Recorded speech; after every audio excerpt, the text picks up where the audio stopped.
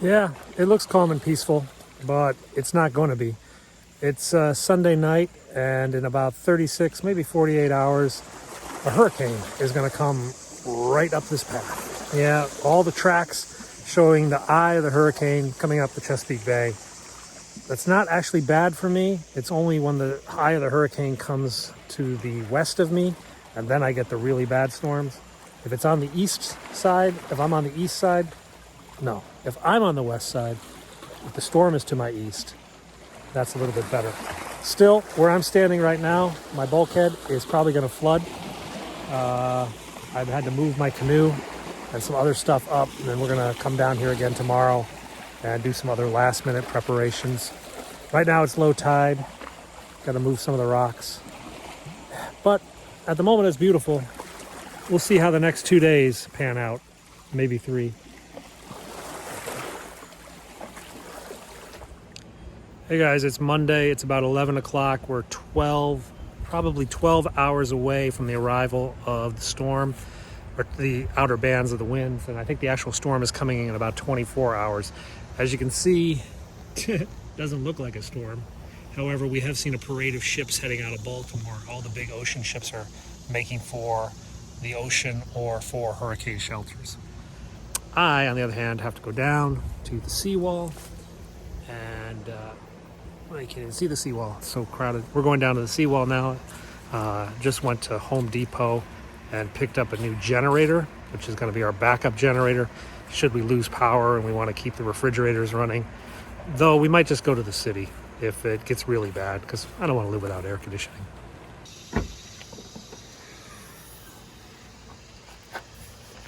Ugh. Man, this thing's heavy as heck. All right, let's get this thing in the cars.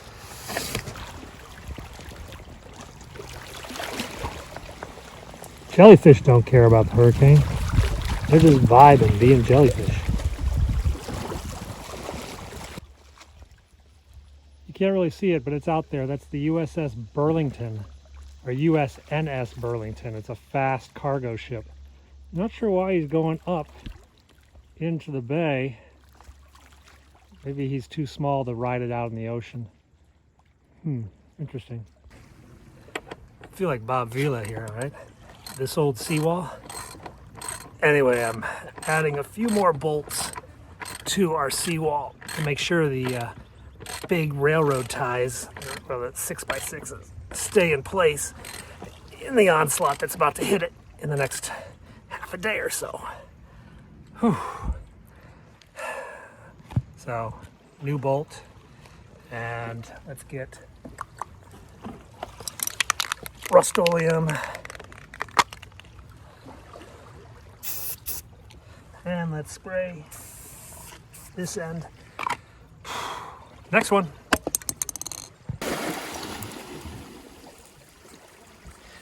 A little bit of sealant won't hurt. So right now it's low tide, and the water is only about, I guess, about a half a foot or something above normal level. When the storm comes, it's projected to be 1 to 3 feet storm surge plus the high tide, which is another 1.5 feet. So about 4 feet higher than the water is right now, and you're starting to look at the top of my seawall. The last major storm we have come through here was Isabel. Well, Sandy sort of buzzed us, but Isabel was a direct hit. And during Isabel, the water came basically to the top of those boards over there. All of this was underwater. I would have been drowned right now. So I'm taking it a little bit serious. That warship is flying. The Burlington, where is it now? Oh, it's over here. You can't even see it. There it is. It's that little one there.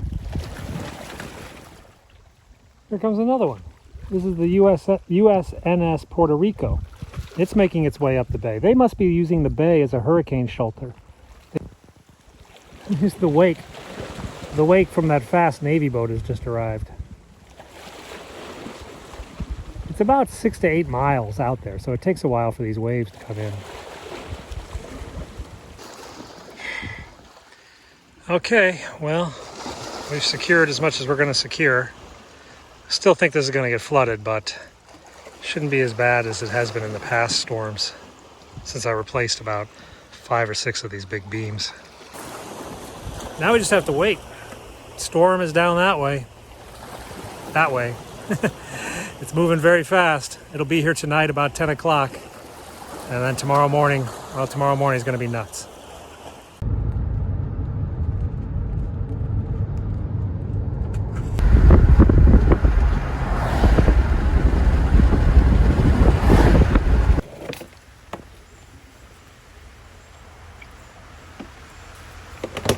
One of the things about living on a well is when you lose electricity, you lose water. When you lose water, you can't flush the toilets. So part of our plan is to always have a big bunch of water available. It's calm. It's calm now. Yeah, we just had the first rain band came in a front, a couple hundred miles in front of the hurricane, and it just blew through here. Well, like a bat out of hell. It just came up and just wham, dumped rain on us, dumped wind on us, and then it just disappeared. You can see we still have the rain down here. Anyway, we're now assessing our long-term plan. Are we going to ride it out here? Are we going to go into the city, stay in our apartment? I'm kind of tempted to ride it out, but the problem is that the winds are going to be really bad, and the road, there's only one road out of here, and we strongly suspect that one road will get blocked by downed trees, and we could be trapped here for several days. No air conditioning, no internet. That would suck. Anyway, we'll figure it out.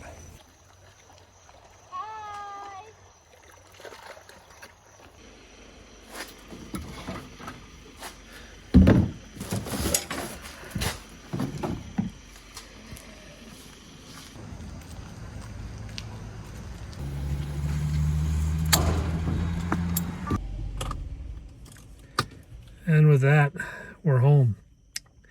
This is the 4th change of clothes today, the 6th change of socks, and my 3rd pair of shoes. I've fallen in the bay twice. I slid down a mud hill once. But we're as ready as we're going to be. We're going to go to bed now and see what the dawn brings.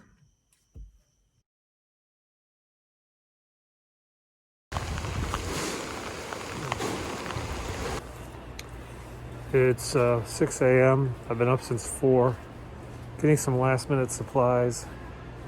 I think we're going to head to the city. You know, when we lose power, we lose water.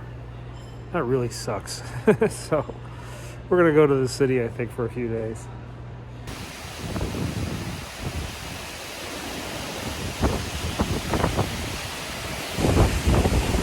Checking the seawall at 7 in the morning, 6:30. We're probably going to head to DC shortly. They're packing up the fridge stuff. It's going to get worse. It's going to get much, much worse.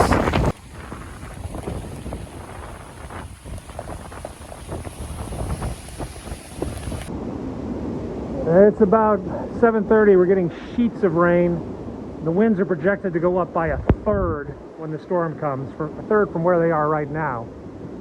So I'm busy packing up more coolers, getting the food out. We're out of here.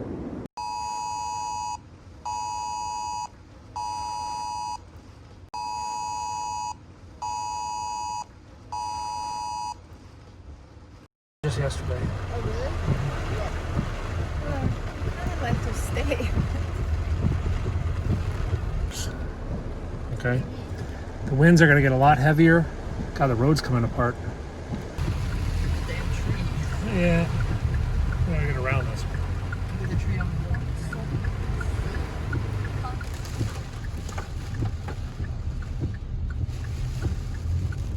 Yeah.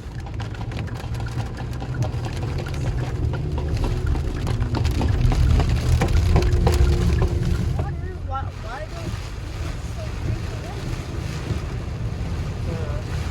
The ground is dirty.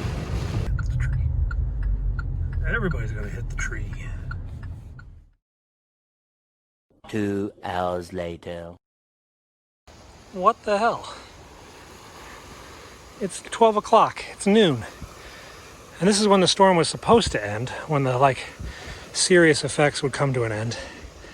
They didn't say it'd be the freaking normal at noon. It's the calm after the storm. So that's kind of it, yeah. That wasn't too much excitement. The funny thing is, I got up at 4 a.m. and I looked outside and it was not good. I looked on the radar, it was not good. Projections were not good. The winds were going to be bad. Woke up the wife about 5:30, said, you know what? I think we should head to the city. I think we're going to be without power, without food for a while. Let's just go to the city and be safe. She's like, okay, you're right. So we took all the food out of the fridge, all the food out of the freezer, and there was a lot of food in the fridge and freezer. Got the kids ready, got them dressed, got them fed, got in the car. Eventually we left about 8:30. Got up about 10 miles away. I said, you know, it's kind of light right now. The rain's light. Pulled up the radar, and lo and behold, the storm was flying. The storm had passed. We were on the downward spiral of the storm. It took us so long to get out of here, there was no need to evacuate. So we came back, repacked the fridge, repacked the freezer, turned on the generator because we don't have any power, and it's a beautiful day. So hope nobody else is suffering from this storm that blew through here, and I'll catch you guys next time.